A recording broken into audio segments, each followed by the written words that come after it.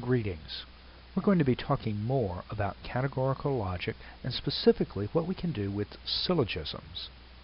I'm going to be quiet for a moment and let you take a look at this cartoon, but then we'll go on.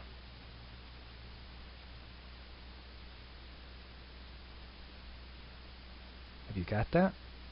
Get it all figured out? Well, perhaps you can come back to it later.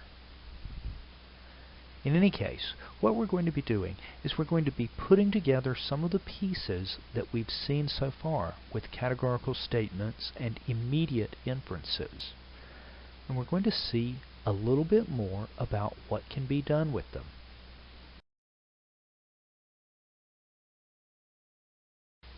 Up to now, we've been talking about categorical statements. This is the first mention of a categorical syllogism. Let me try to define that for you. It has certain very basic features. First of all, it's an argument that's composed of categorical statements. 100% nothing but categorical statements. Second, a categorical syllogism always has two premises and one conclusion. Third, it has exactly three terms. No more, no less. Let's take a look at an example. No round things are cornered things.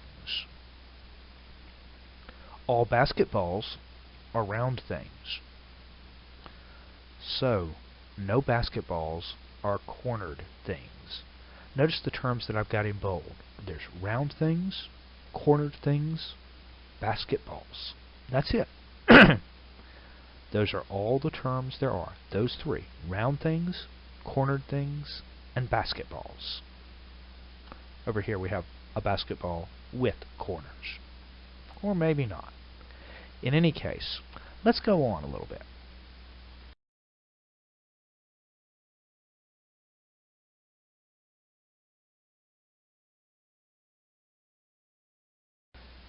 I'm going to go a little bit further with that example in an attempt to introduce some key terms. In particular, you know that in a categorical syllogism there are always exactly three terms. Is there any way of distinguishing them? Well, as a matter of fact, there is. And in order to indicate how categorical syllogisms are constructed, it's often very useful to distinguish the roles that these different terms play. Now, for right now, I'm just going to ask you to take it on trust that these terms make sense, but I'm going to introduce you to them. First, there's what is called the major term. This is always the term that is in the predicate of the conclusion, as you see. And it shows up also in the first premise, as you see again. That's called the major term. Then there's the minor term. The minor term always shows up in the subject of the conclusion, and it shows up in the other one of the premises, namely in the second premise. See, our minor term here is basketballs. Finally, there's what we call the middle term. The middle term does not show up in the conclusion at all. It shows up only in the premises, once in each premise. In this case, round things shows up in the first premise and in the second premise, but not in the conclusion. That's the major term, minor term, and middle term. And we can put them all there together, and that may just look confusing. But those are the basic things. Every term appears twice in the syllogism. They appear in specific places in the syllogism. And by using these terms, we can introduce further things. For example, the major term appears in what is the first premise, which is also sometimes called the major premise. The minor term appears in the second premise, and it's also sometimes called the minor premise. The middle term, in a certain sense, connects the two premises together because it appears in both of the premises, but it doesn't appear in the conclusion.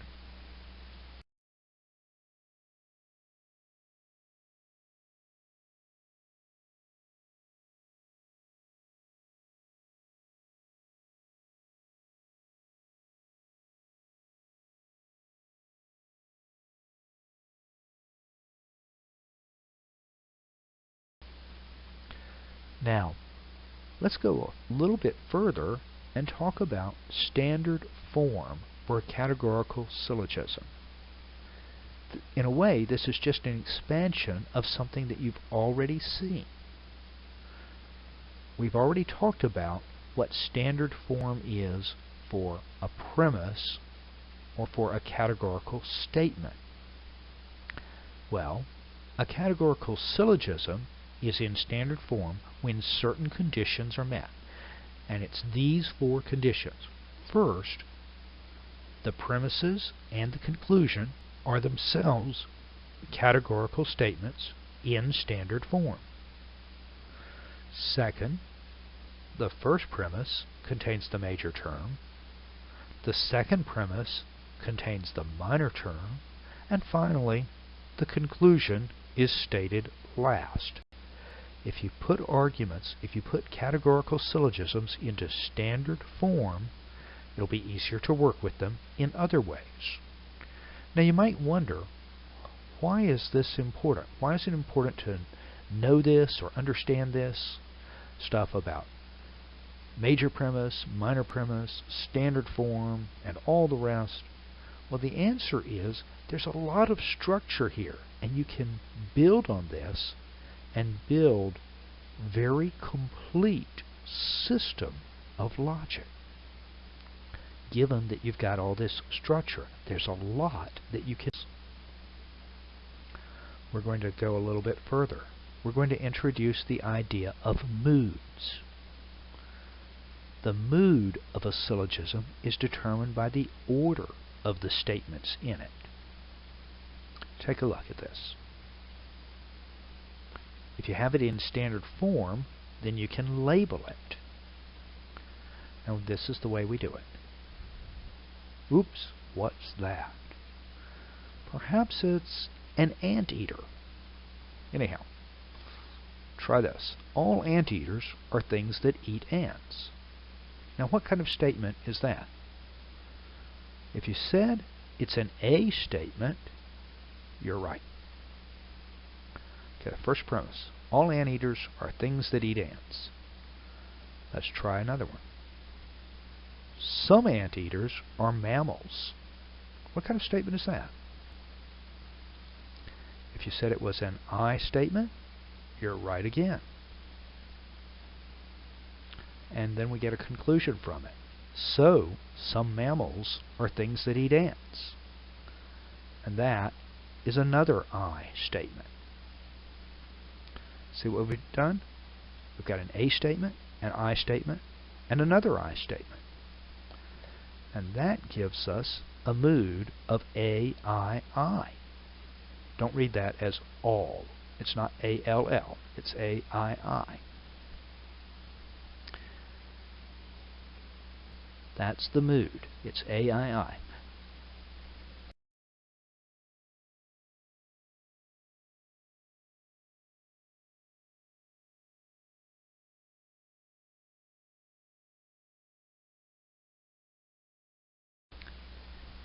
Then there are figures. The figure of a syllogism is determined by the location of the middle term. Now I'm putting this up here, and this matches a diagram that's available in your textbook. So I'm not going to go through it. I'm just going to tell you about it and say there's these four possible ways to locate the middle term, and you end up with these four different figures for a syllogism. Now you may wonder, why are we doing all of this? I've asked this question before. When you've got all these pieces, major term, minor term, subject, predicate, mood, figure, and so forth, it turns out that you can give a very complete characterization of all the possible categorical syllogisms. In fact, it turns out, and it's explained in your textbook, that there are exactly 256 ways that these can be put together. No more, no less. Exactly 256. And people have gone through them and figured out every single one of them. Now, when you go through them, you can list which ones are valid and which ones are not. The list is available in your textbook, but I'm not going to expect you to go through it. It's not really important that you memorize the list. The reason it's not important is because very shortly we will be looking at a way to figure this out, a way to test for whether any categorical syllogism is valid or invalid. However, I do want to say something about it. All logicians, both traditional logicians and modern logicians, agree that 15 of the forms of the syllogism, 15 out of those 256 possible ways, are valid. In addition, some of the traditional logicians, the traditional Aristotelian logicians, considered 9 more of them valid, for a total of 24. But the interesting thing, or one interesting thing, is just this fact that by sorting it out this way, by examining major term, minor term, middle term, figure, and mood, that it's possible to come up with this complete list that covers every categorical syllogism that anybody has ever constructed, so that you can sort it out and determine if it's valid or not. Now, how do you tell if it's valid? If I'm not going to tell you, oh, just go memorize the list. Or if I'm not going to tell you just, well, sort of eyeball it. Look at it and see. Does that seem valid to you? There's a better way. It's a way that we've already been introduced to in a certain sense. The method that we're going to use to determine the validity of categorical syllogisms involves Venn diagrams. Let's begin with trying to diagram a single categorical statement. How about this one? All anteaters are things that eat ants. Now we've got two classes or categories of things mentioned there: anteaters and things that eat ants. Now I would like to give you lots and lots of these Venn diagrams to give you practice.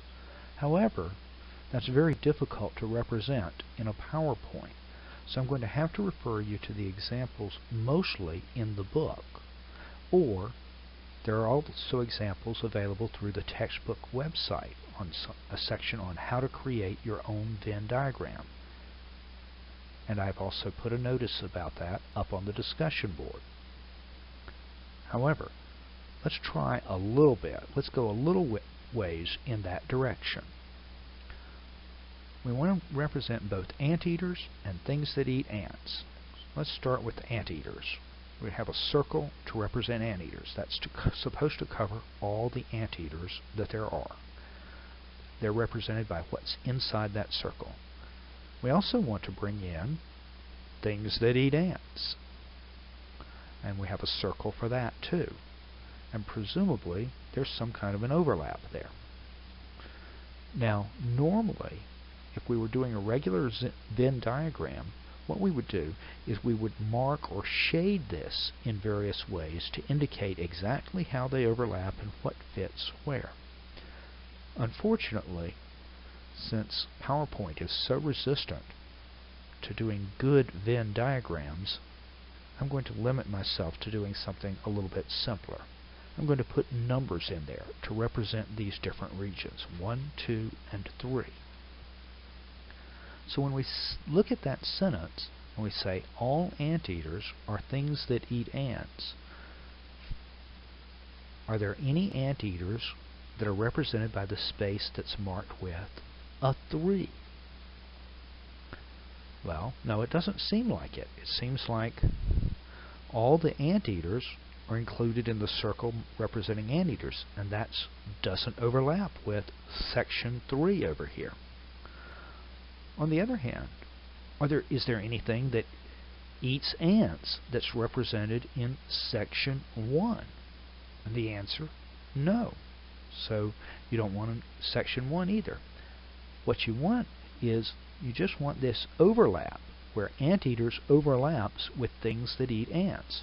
And since you want to say all anteaters are things that eat ants, then you need some way of marking off section 1 and showing that you're not counting anything in that as being an anteater.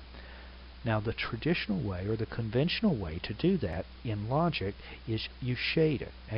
As I said, we're not doing that here, or we're not doing that this time. But that's the basic idea. You would shade section 1 to indicate that there's nothing in that section. And when you've done that, you would have a way of representing all anteaters are things that eat ants. You'd have section 1 shaded, you'd have section 2 not shaded, and section 3 not shaded. And that would represent a situation in which all anteaters are things that eat ants. Let's go on.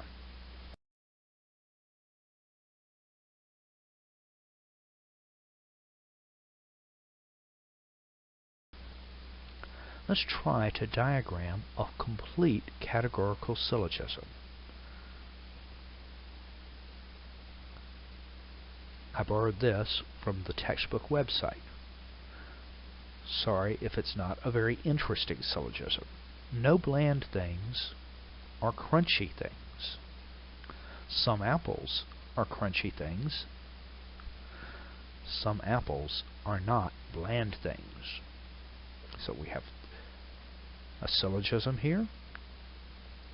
It may be, hopefully, this is not one that is completely obvious to you that it's valid just at first glance, or that it's not valid.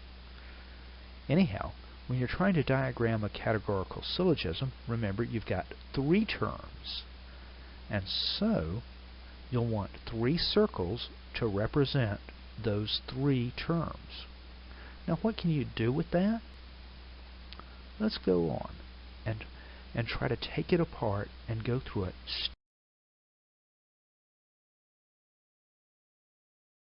step. Let's start with the first premise. No bland things are crunchy things. How would you represent that? Try this. We've got apples, we've got bland things, and we've got crunchy things.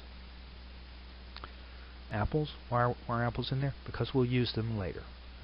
But we want to represent this first premise. No bland things are crunchy things. And so you want to say there's no overlap between bland things and crunchy things. And how do you do that? You shade it. You shade the area of overlap. You say there's nothing that's bland that's also crunchy. And so you shade that area where those 2 overlap. Okay? We've got the first premise symbolized there. Try the second premise. Some apples are crunchy things.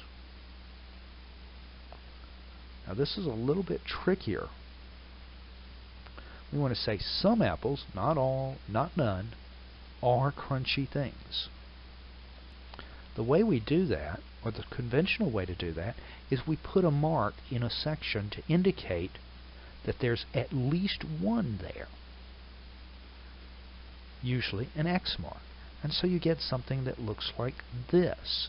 We keep the previous one and we add a mark between the apples and crunchy things to indicate some apples, at least one, are crunchy things. Now, is there anything else we can tell? Well, as a matter of fact, there is. Take a look at this. The conclusion is some apples are not bland things. By diagramming these first two premises, no bland things are crunchy things, and some apples are crunchy things, notice we've got an X representing at least one apple in a region that's outside of the bland things. So some apples are not bland things. You've already diagrammed the conclusion when you've diagrammed the first two premises. Look at that. You have a valid argument, even if it was not obvious to you when you went through it that it's a valid argument.